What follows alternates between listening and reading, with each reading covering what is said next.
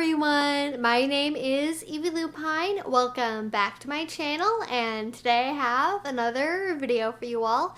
Today I'm so excited because this topic I think is something that is going to be really helpful for a lot of people. So if you're vanilla and you watch my channel or you find this video, I think this is absolutely going to be applicable for you in your relationships, and definitely is going to be helpful for those of you in BDSM or DS dynamics, because what we are going to be talking about today is compromise in kink. And especially if you are part of any online spaces that talk about BDSM, chances are you have seen dialogue about this. It's something that people tend to have very polarized opinions about. You will see people on one side of the argument saying that compromise has no place in DS dynamics. You will see people who say compromise absolutely does. And what I want to do today in particular is talk about how compromise can play a role in BDSM dynamics, when it can be a good and positive thing, and potentially when it can go into more negative territories, and how to avoid that pitfall. So first things first, is always, just to make sure we're on the same page,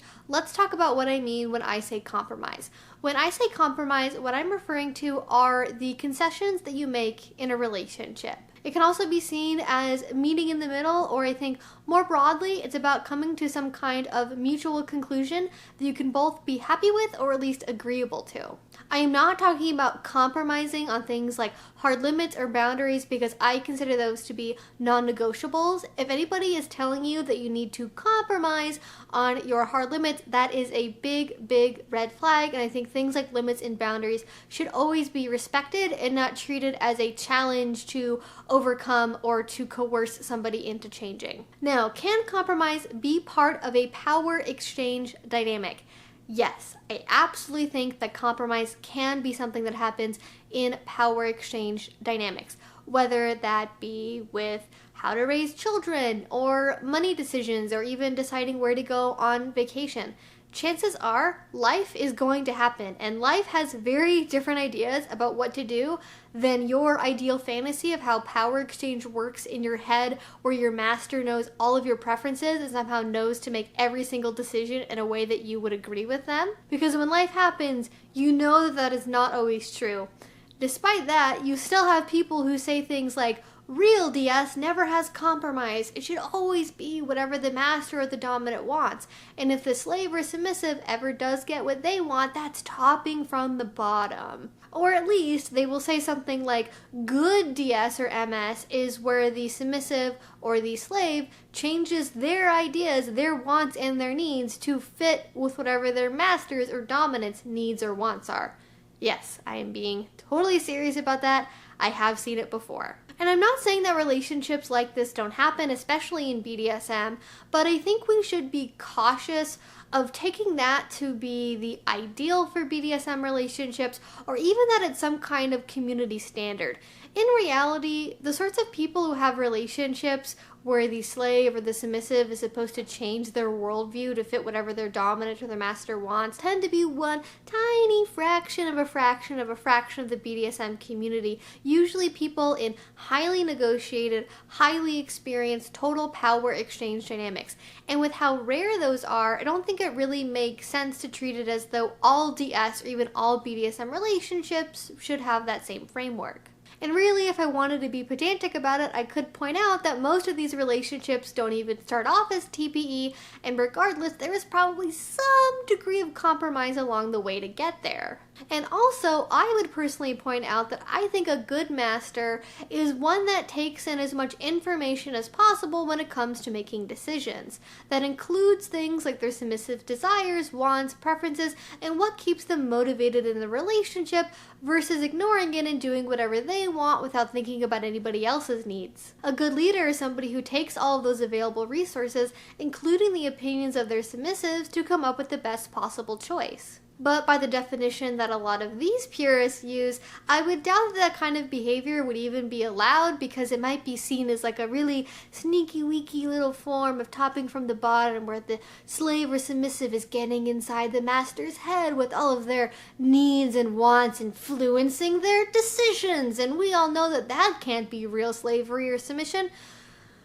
Okay, That is going to be a rant for another time. I do want to keep this video focused on the subject of compromise, not whether or not it exists, but how it actually plays out in relationships. So let us refocus on that whole point. So let's go ahead and start off with the positives, which is when compromise can be a good and positive thing for your relationship. One is when it considers the mutual good of all involved parties. Compromise is not a my way or the highway sort of approach. It's something where everyone has their needs, wants, and desires evaluated fairly. And then, based on those facts, a mutually agreeable decision is determined. Now note here, and you won't hear me say this quite often today, I'm using the word agreeable, not everyone likes, because as anyone who's been in a power exchange relationship can tell you, just because you agree to what the master wants doesn't always mean you like the decision they made. And it is totally probable that you would come to a mutually agreeable decision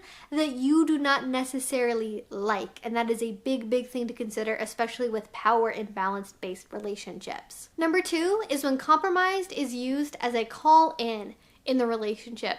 Having differences of opinion can rock the boat, especially in power exchange. What I like about compromise in a positive capacity is when it is used as an opportunity to call both parties into the relationship, to come up with a solution together so you feel more like you're working as a team to solve a problem versus two people arguing at each other on opposite sides of a courtroom. Number three is when compromise comes from both sides of the relationship.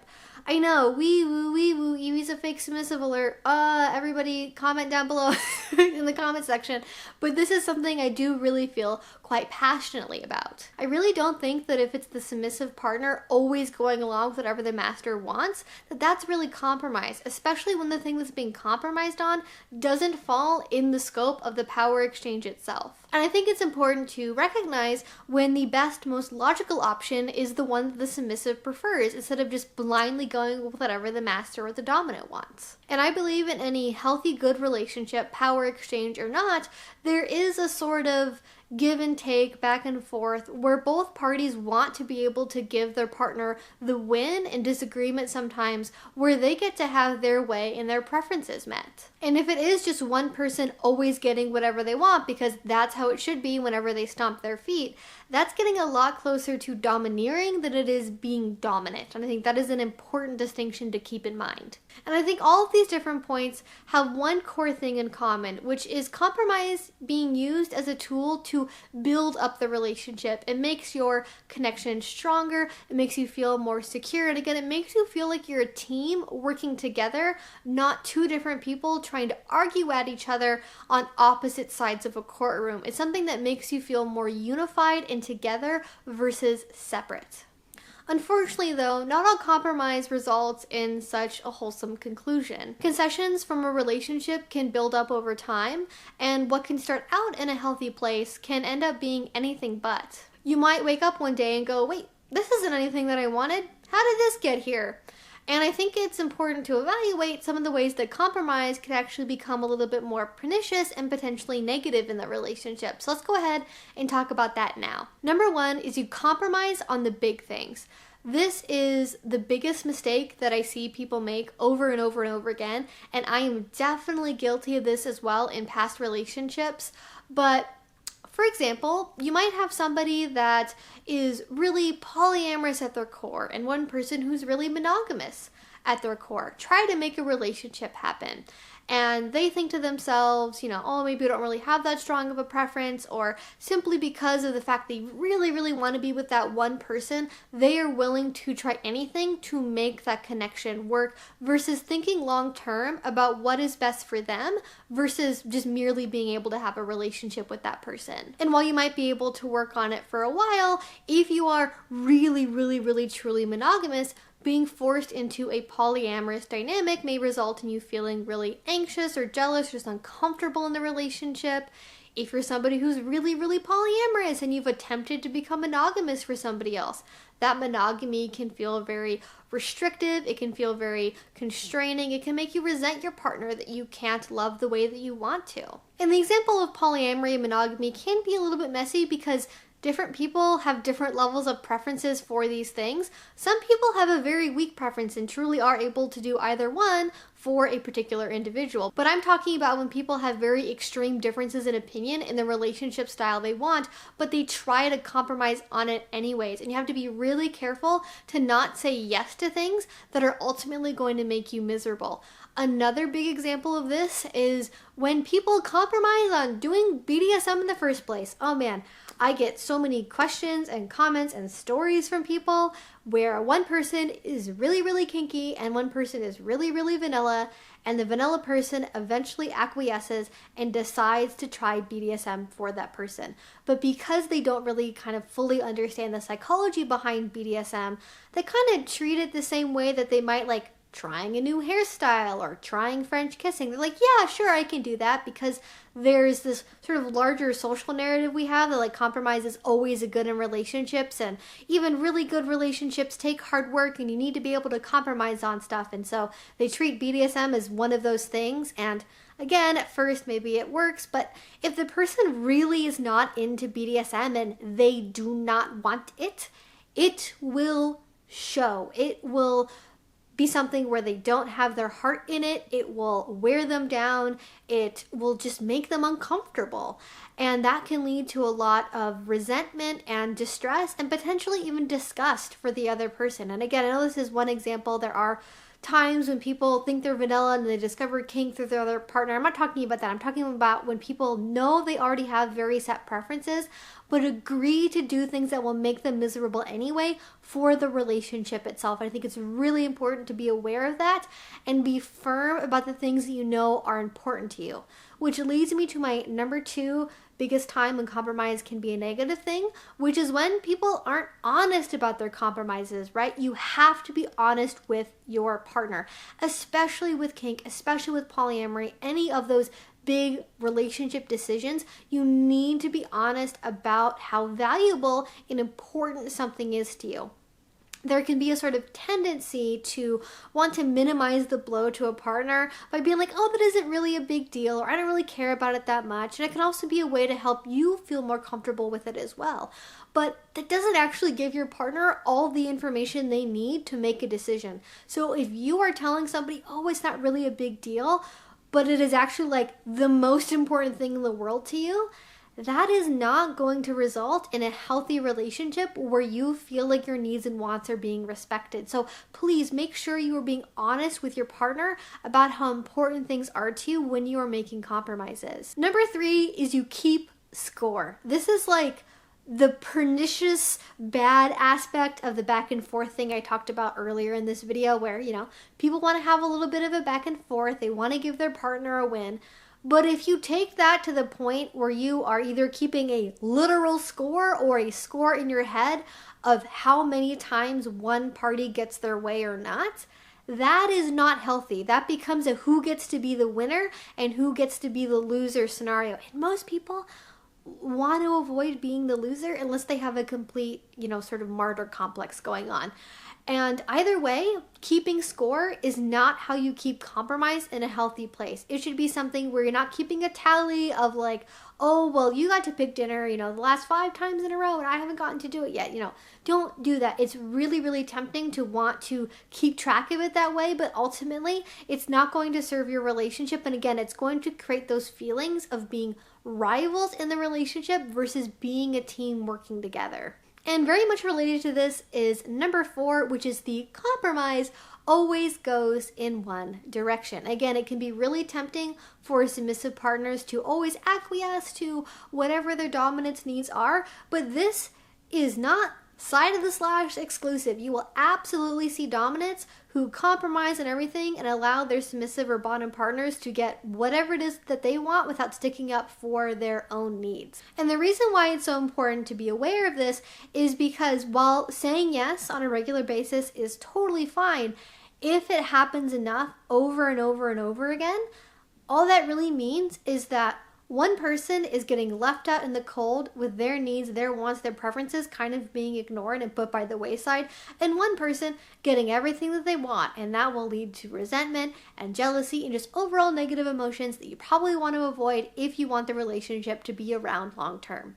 And number 5 is really the cornerstone to all of this, which is you compromise for the sake of the relationship rather than the people in the relationship. I've talked about this in other videos in the past, but it is something that comes up a lot, which is very interesting, where when you are in a relationship for long enough, it somewhat paradoxically gets harder to be vulnerable with your partner. It gets harder to share your needs honestly because there is that level of investment. There is that level of risk associated with that vulnerability because you don't want to lose the relationship. You don't want to lose the person you care about by scaring them away or having a big fight or something like that. And so because of that, it actually gets harder to honestly share where your needs are, and it becomes easier to compromise on things that maybe you shouldn't compromise on because you want to preserve the relationship, even when the thing you're compromising on might hurt you because of the outcome, and it shouldn't really be something that you're having a compromise-based conversation about.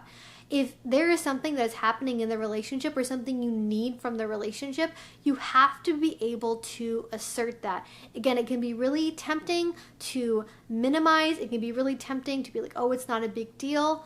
Do not do that. Do not put the relationship above the people in the relationship. Because if you are in a relationship and the relationship is still there, but you're both miserable about it because of the choices you've made, then you're probably better off being friends or having some other kind of connection or renegotiating the whole thing from scratch to try and make something that can work for both of you versus, again, having the misery there, having the resentment and being like, oh, well, we're still in a relationship, so that's the good part, right? No. The relationship should serve the people in the relationship rather than like being this nebulous thing that's like worthwhile to have on its own. The relationship is there for the people in it, not for its own sake. And I know I'm repeating that a lot, but it is so important because it is a trap that so many people fall into, including myself in the past. And it's so hard to let go and be vulnerable and say, hey, I need this to change in a really big way so it can get to a healthier place. Because that is the big thing here. One of the articles I read when I was trying to figure out how to organize my thoughts for this video pointed out something that was really useful, which is do not compromise away your happiness. Again, you want it to be from that place of teamwork, of helping each other both get a win in the relationship. But if you are compromising so much that you cannot be happy, that your needs, your wants are not getting met, then that relationship is not serving you. And different people have different tolerances for compromise. This is also part of the reason why some people are dominants and some people are submissives, right? Usually dominant people, lower tolerance for compromise. People who are submissives, higher tolerance for compromise. And so you should be aware of that when you're getting into a relationship, how much work you are willing to do to compromise before it gets you into a place of unhappiness. And if you have recognized in your relationship that maybe you have been negotiating and compromising and discussing in a direction that's not healthy for you, it's not as though all hope is lost and the relationship is a failure. You just have to have that vulnerability to tell your partner you need to start from scratch again. You need to start from a place of equality, of acting as though previous agreements are not currently going on, and start from a place where you have the confidence to get to the sort of relationship that you will enjoy being in, that you want to invest in, and again, that makes you feel like a team working together. And anyways, those are all the thoughts I have to share with you guys today. This was a very complicated video to make, surprisingly enough, in terms of the thoughts I have about it, because compromise is a very nuanced, difficult thing sometimes. So if you have your own thoughts, suggestions, questions, stories, go ahead and leave them down in the comment section below. If you like this video, if you haven't already, please do subscribe. I make videos twice a week about all sorts of kink and BDSM related topics. And finally, if you really enjoyed this, if you want to support what I do, the best way you can do that is through Patreon. Link to that will be down in the description box below. If you already support me over there, thank you so much. It means the absolute world to me. And until I see you guys next time, I hope you have a great rest of your day and a great rest of your week. Bye-bye.